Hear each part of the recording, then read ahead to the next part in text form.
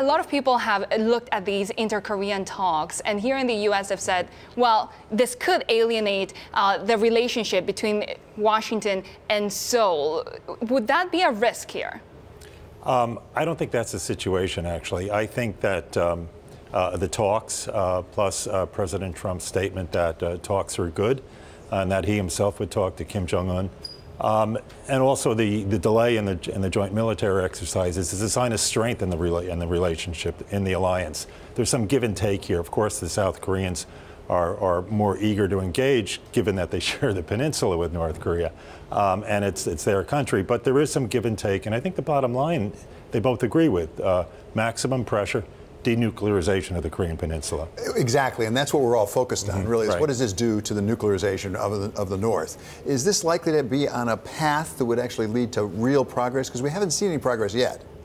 That's right. In fact, ultimately, we haven't seen any progress for the past 2 decades, because North Korea has been their ambition to become a nuclear power has remained constant over this time. I think it's a good sign because it does relieve tension.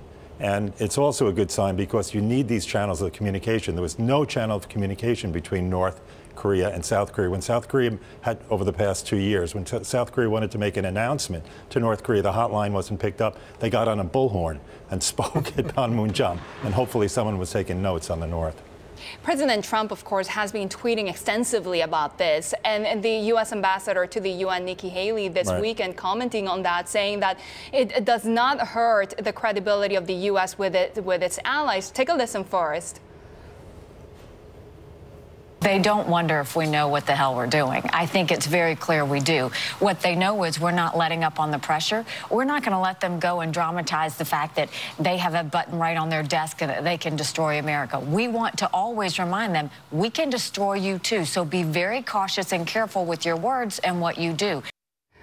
Tom, you talk to politicians, to leaders in South Korea, also in Asia. Right. What are you hearing from the U.S. allies? Are they concerned about President Trump and his strategy, or even if there is one at this point?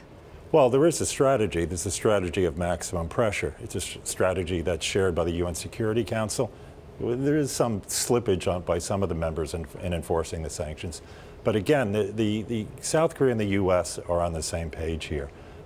Both the South Korean government senior officials have said that the relationship is watertight, that coordination will be extensive between the two sides as South Korea enters into these talks with North Korea.